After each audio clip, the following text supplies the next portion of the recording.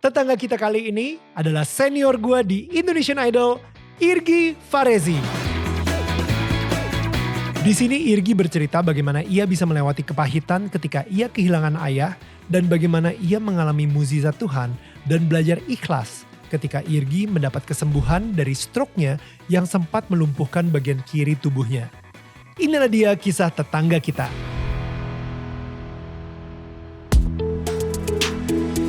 Hai, ini gua Daniel, tetangga kamu. Di sini gua akan ngobrol dengan tetangga gua tentang perjalanan hidup mereka dari kacamata spiritual di saat mereka mengalami situasi tidak pasti dan kekhawatiran sampai bisa kembali bangkit menjadi orang yang lebih kuat dari sebelumnya. It's gonna be very exclusive and inspiring. Hai semua tetangga-tetangga yang gue sayangin dan gue cintain. Well, seperti biasa, sebelum kita mulai, gue pengen ngasih tahu dulu kalau misalnya kalian suka sama baju yang lagi gue pakai, well langsung cek aja ke DMN Official Merch. Itu di Tokopedia dan mungkin bisa juga kalian dapetin di toko-toko online lainnya. Kita udah di TikTok Shop juga nih. Woohoo! Dan yang pastinya kalian juga bisa cek QR Code ini, langsung akan membawa kalian ke official Tokopedia store kita. Thank you so much. Dan sekarang langsung aja, ini dia senior gue di Indonesian Idol. This is Irgi Farezi. Yo Dani. Bro. Oh my goodness. Senior gue. Karena banyak yang pikir kalau misalnya gue itu udah nge-MC Idol dari awal gitu. Tapi sebenarnya itu salah gitu. Jadi sebenarnya season 1 dan season 2 adalah Irgi dan Atta gitu. Sebenarnya iya. Cuman lo lebih gila deh. Gue lebih gila ya. Gue hanya pembuka. Gila banget dengan rambut gue kayak gitu. What was I thinking gitu. Rambut gue kayak gitu itu gila banget. Tapi yang pastinya Irgi ini dia kalau misalnya dulu zamannya Delon, dulu zamannya Judika, Joy dan Mike Mohede juga almarhum itu semua Irgi tuh yang berjasa saat itu ya sama Atta ya. Berjasa lah. Pas partnya gue lah. Idol 1, Idol 2 lah gitu. Iya. Dan bro kemarin itu terakhir kita ketemu di rumah sakit. Kebetulan kita sama-sama lagi ngejenguk Indra Bekti. Sahabat kita. And you know kalau misalnya Bekti lagi nonton ini, we both gitu. Kita berdua tadi sebelum kita mulai, kita juga bilang ya kita mempunyai doa yang sama, yaitu supaya Indra Bekti bisa cepat sembuh ya. Ya bisa aktivitas lagi lah. Benar, 100% recovery gitu. Insya Allah. Nah kenapa gue undang Irgi, karena ini menarik ya. Sebelum kita pas kita lagi mau jenguk Indra Bekti, gue sempat ngobrol-ngobrol dulu sama Irgi gitu. Weh bro, gimana udah lama ya bla bla bla bla bla bla bla. Dan ternyata Irgi mempunyai sebuah sharing yang dahsyat banget. Gue yang kayak what? Dan di situ ya, itu gue bener-bener bersyukur banget sih, jujur. Gue bersyukur banget karena gue itu sekarang ini kemana-mana gue pergi, gue selalu mendengarkan kebaikan Tuhan dan cinta Tuhan kepada umat-umatnya, gitu. Dan nggak terkotakkan hanya ke agama tertentu gitu, tapi ke semua. Kita di situ like literally gue ngerasain banget. Tuhan juga hadir di saat kita lagi ngobrol sama Irgi. Abis itu ada Mbak Vivit juga gitu dari Aneka. Itu kita sama-sama lagi ngomongin tentang mukjizat Tuhan yang terjadi di hidup kita gitu. Iya, secara spontan aja. Secara spontan. You know, it's beautiful. Yes. Dan gue seneng banget. Gue jujur nih sekarang ini gue mungkin karena acara dari tetangga kamu juga. Dan thank you juga kepada semua tetangga yang selalu nge-support kita. Nontonin dan dengerin podcast kita juga gitu. Jadi akhirnya nih gue ini setiap kemana gue pergi, orang itu jadi pengen sharing sama gue. Dan yang mereka sharing itu benar-benar tentang kasihnya atau cinta Tuhan di dalam hidup mereka gitu. Sama seperti apa yang lo lakuin gitu. Gue justru pas kemarin kita tukeran telepon, lo nge-DM gue gitu kan. Kita gak tukeran telepon ternyata. Terus gitu tiba-tiba lo ngajakin gue kesini, gue kaget gue. Serius nih Daniel gitu. Anyway, lo ngajakin gue kesini sih gue happy sebenarnya untuk ngobrol ya. Ini apa yang lo pengen tahu sih sebenarnya, gue sih happy aja. The honor is mine bro. Senior gue lo datang kesini. Gila. Gak ada senioran. Man gila, gue nganggep lo tuh udah kayak makanya postingan gue itu ini saudara gue nih, kita alma mater ya kan. Tapi memang kan kita kenal kan bukan baru kemarin sebenarnya kan. Tapi dari dulu pun gue ngerasa ada satu keterikatan sama lo walaupun secara tidak langsung gitu loh. Jadi gue setiap ketemu lo, terakhir gue inget banget kita ketemu di Hubi dan lain sebagainya. Dan makin kesini gue kemarin ketemu sama lo tuh honestly gue tuh apa ya, kayak amazed, kayak happy aja gue ngeliat lo. Gue bilang lo berubah Neil gitu ya. Tapi memang mungkin berjalannya waktu, berjalannya umur gue gitu ya. Gue ngeliat lo kok ini orang udah dewasa banget ya gitu. Kita semua pasti ada lah, maksudnya perjalanan hidup kita yang membuat kita jadi seperti sekarang ini gitu. Banget, tapi maksud gue gak tahu ya, gue kok ngelihat ada sesuatu yang gede gitu di belakang lo. Di dalam kepala lo, di dalam hati lo. Ini sesuatu hal yang apa ya, gue seneng aja gitu tiba-tiba ketemu lo gitu. Gak ada niat gue untuk curhat atau macem-macem. Sekedar gue kemarin memang gue dateng. Indra itu memang punya histori sih sebenarnya buat gue. Karena waktu dia nikah gue juga diingintain untuk MC kan. Ada sekian MC kan, salah satunya gue. Wow. Ya memang itu Indra, gue gak ngerti deh konsepnya nikahnya dia itu kan ada beberapa MC. Hari itu gue dilibatin satu. Tapi satu hal yang memang gue kemarin gue pikir gue harus nih. Pada saat waktu kejadian tuh kebetulan gue lagi di Bandung. Dan gue tahu bini gue nih bilang sama gue. Dia bilang Indra ini katanya stroke. Gue diem gitu sebentar. Gue liat ke belakang. Terus gue pas lagi macet, gue lagi nyetir soalnya. Pas lagi macet gue iniin. Itu prank gue bilang gitu. Hari itu prank gue bilang. Karena dia ulang tahun gue bilang gitu. Oh my goodness. Terus dia gitu, gue pikir begitu, sorry Indra ya. Tapi maksud gue pas gue lihat gitu, enggak dia bener. Oke, terus akhirnya gue kepancing untuk ngebaca nih. Pas ngebaca, dibilangnya kan dia ditemuin di kamar mandi. Set, gue langsung nebak. Ini anak lagi ke kamar mandi, buang air besar. Terus gitu, ini anak pasti ngeden. Exactly ngeden. Why? Kenapa gue tahu itu? Ya karena ada cerita itu. Yang gue punya pengalaman. Gitu. Itulah makanya gue masuk ke situ dan gue pengen ngasih support lah gitu. Walaupun memang waktu bokap gue meninggal, dia salah satu orang yang tiba-tiba nongol di rumah sakit. Wow. Karena bokap gue kan meninggalnya itu pagi ya, abis sahur lah gitu. Bayangin orang abis sahur tiba-tiba dia nongol di rumah sakit. Gue nggak ada angin, nggak ada apa kok tiba-tiba. Indra teman gue, tapi bukan teman yang kita terus nongkrong gitu loh. Tiba-tiba ada Indra. Wow. Itu bagi gue bukan hanya kebaikannya Indra, tapi bukan kebaikan gue. Gue hanya menilai orang yang meninggal diliatin tuh kebaikan-kebaikan. Insya Allah itu doanya gue. That's so good. Bokap gue bukan siapa-siapa nih. Bokap gue cuma pegawai dan lain sebagainya. Tapi hari itu gue ngelihat kok yang ziarah alhamdulillah banyak banget menurut ukuran gue. Disitulah gue berpikir gue meninggal ada gak ya? Ada gak yang datengin? Itu rahasia Allah loh. Maksudnya rahasia Tuhan. Kita gak ada yang tahu loh. Mungkin kita ya ada di industri kayak gini. Ya kan? Tapi pada saat waktu kita dipanggil. Ada gak yang akan melayatnya. Yoi. Dan apa yang akan mereka ucapkan. Iya betul. Ketika ketika kita sudah meninggal gitu. Kira-kira di pemakaman tersebut. Mereka ngobrolin apa sih? Iya kan karena orang yang meninggal itu kan memang cuman yang diharapkan kebaikan-kebaikannya aja yang kita dengar kan. Betul. Kalau di agama gue tuh kita yang masih hidup malah tidak usahlah membicarakan kejelekannya, keburukannya, tapi justru kebaikannya. Tapi itu kan memang salah satu bentuk ibadah sebenarnya kita yang masih hidup ya gitu maksudnya. Karena pada saat ada orang meninggal itu kan sebenarnya Allah tuh memperlihatkan lo nih masih ada nih. Tapi ada saudara lo yang udah meninggal. Tandanya sementara lo masih ada, apa yang lo akan lakukan gitu. Itu sebenarnya.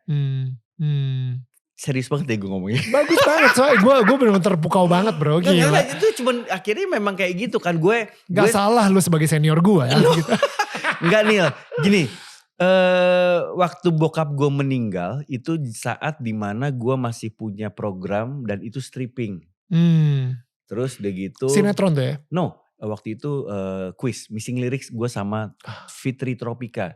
Karena 2010 bokap gue meninggal. Ya kan. Nah di situ yang gue ngeliat emang kerjaan kita ini emang harus dibilang profesional tuh seperti itu ya.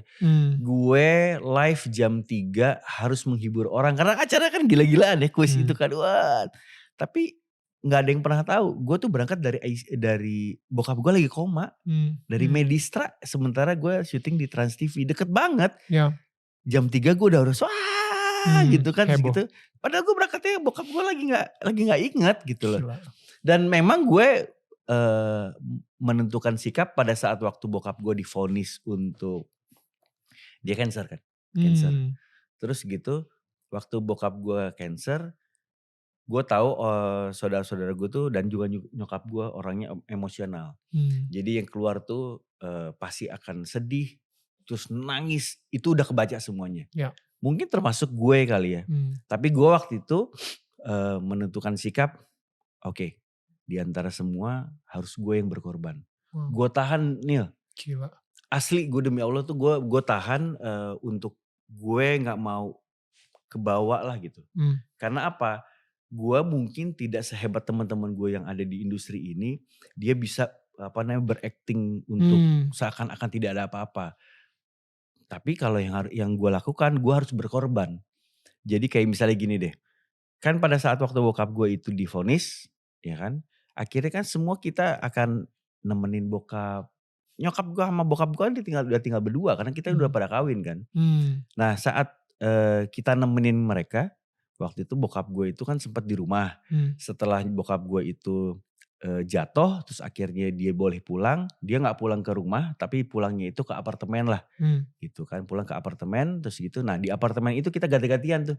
Nemenin bokap gue. Adik gue lah, kakak gue lah. Tapi kadang-kadang kita gak bawa istri atau gak bawa suami masing-masing. Karena kan memang apartemen gak usah lah gitu ya, anak-anaknya aja lah. Ya. Nah gue kedapetan.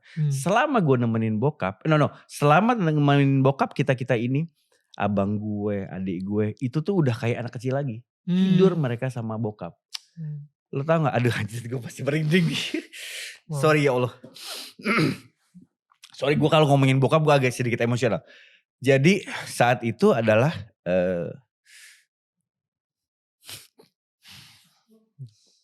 sorry gue agak sedikit cengeng kalau ngomongin bokap. Karena ini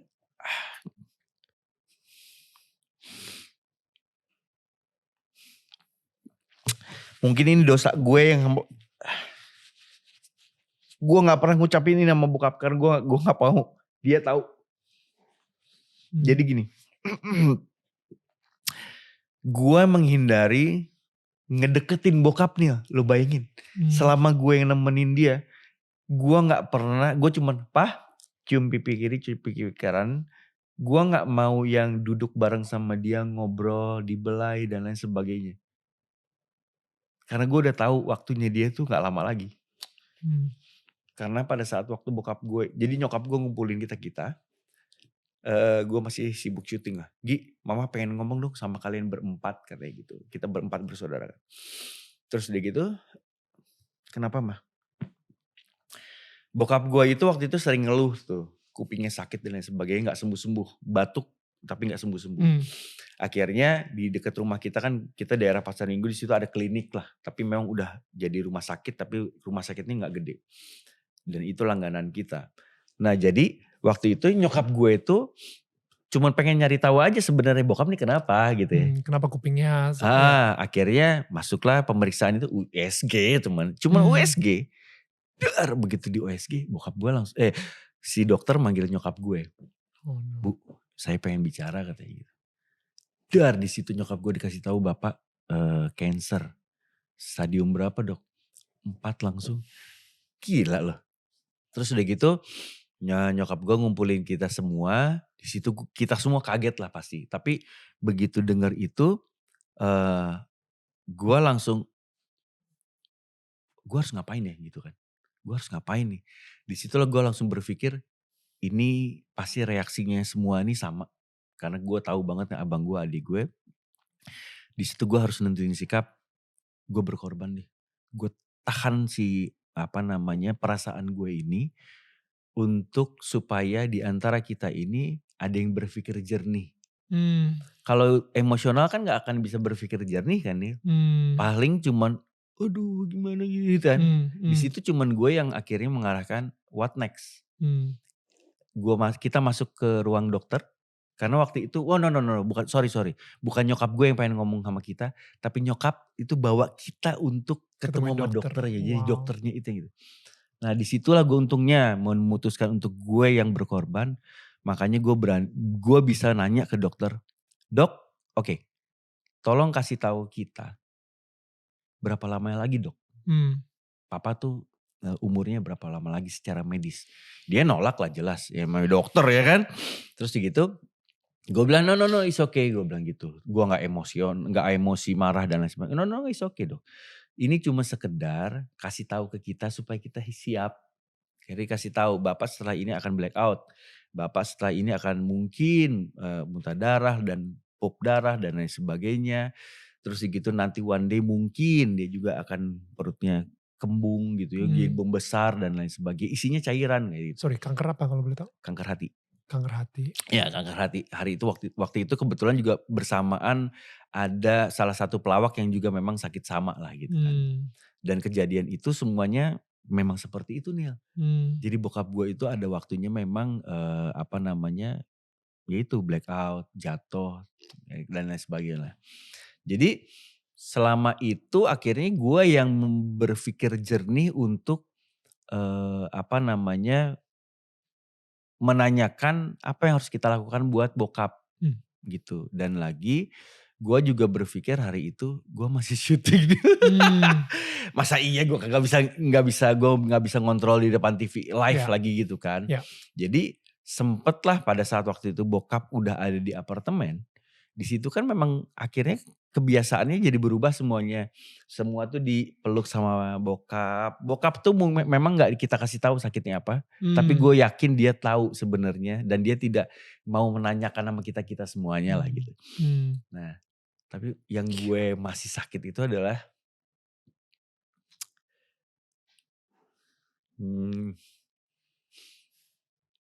di apartemen itu ruang tamu. Terus lorong, ada kamar mandi, kamar di ujung. Itulah kamar bokap gue. Ki, papa nanya Ki gitu ya. Kenapa Pak? Kenapa sih Igi katanya gak pernah mau tidur sama, mereka tuh tidur sama bokap, tidur malam. Gak mau tidur sama bokap.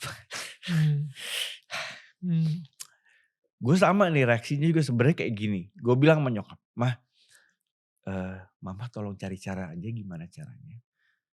Soalnya Igi tuh orang emosional. Gue kan dipanggil Igi.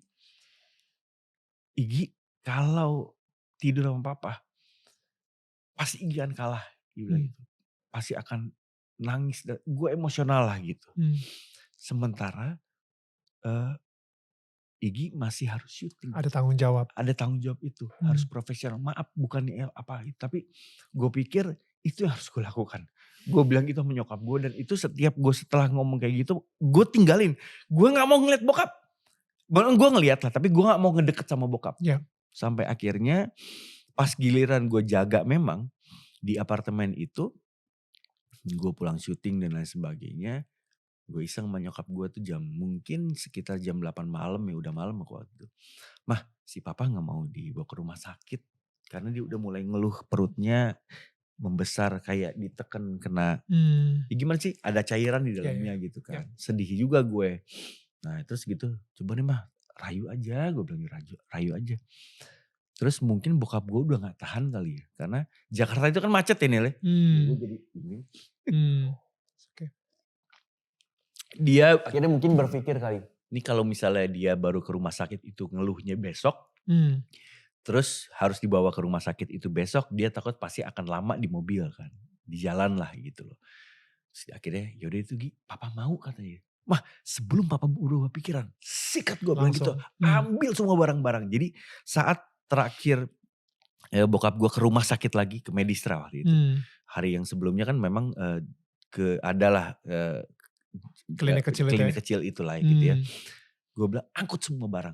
Itu kita baru bawa ke rumah sakit jam 10 malam rasanya.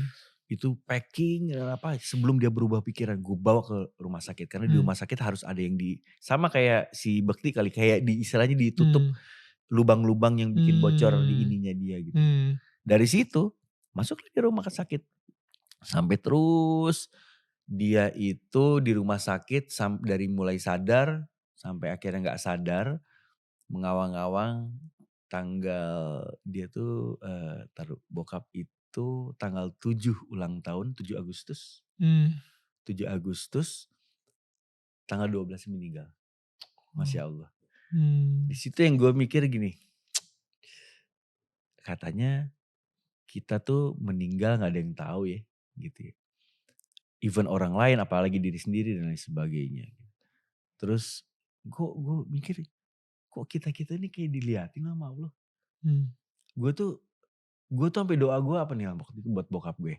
Ya Allah kalau memang papa ini udah lebih baik untuk diambil.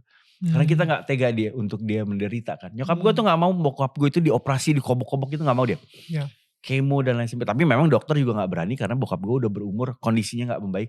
Jadi kemo itu akan dilakukan pada saat kondisi si pasien itu harus stabil. Kalau gak stabil gak akan dilakukan lah. Nah gitu, terus akhirnya doa gue gitu. Ya Allah kalau memang itu jalan yang terbaik.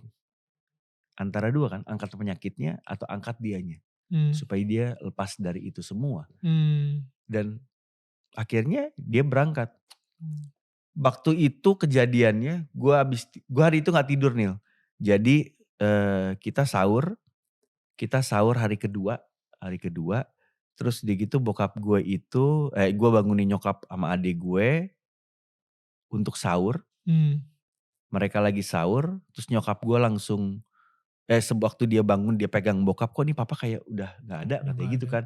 No gue bilang gitu, mama udah dah gak apa-apa. Sebelumnya itu bokap gue bisa kalau gak salah 2 hari dia gak tidur, matanya melek terus. Oh iya. Jadi gue gak tahu kondisinya gimana tapi matanya melek terus itu selama 2 hari. Nah hari itu gue ngeliat dia merem, terus dia ada gerakan bernafas kan, tapi memang ngah-ngah lah gitu ya.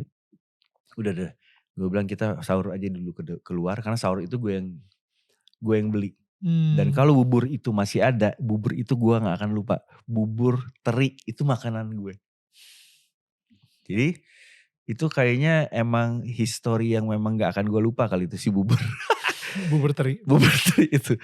Terus dia gitu udah di dimsum festival. Wow. Nah terus dia gitu, pasnya gitu nyokap gue abisin sahurnya duluan, dia masuk ke dalam, dia langsung teriak manggil gue, Gigi. Ini kok papa kayaknya udah gak ada. Gue langsung masuk, gue pegang kakinya, udah beda sama yang waktu pas kita mau sahur. Udah dingin. Di situ gue lari ke si suster, terus balik lagi ke bokap. Nah suster kebetulan agak lama. Sebenarnya bukan lama, karena dia mempersiapkan. Ini alat bantu kejut jantung. Begitu alat kejut itu datang, karena kita udah sepakat, kita udah pernah ngobrol. Rasanya kita gak mau ngelihat papa menderita lah ya gitu. Kita semua sepakat lah begitu datang, suster udah mau begini, sus gak usah, stop, kita udah ikhlas. Akhirnya udah, bokap gue pergi deh tuh.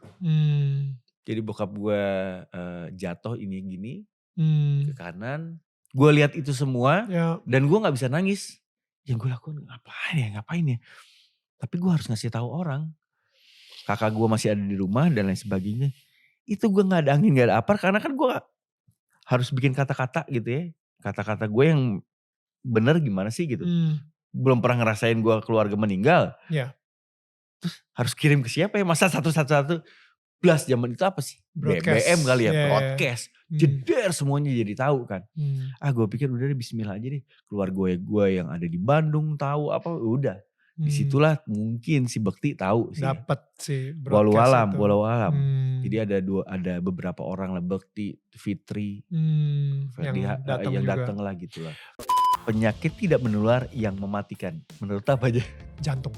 Terus next? Cancer. Yes.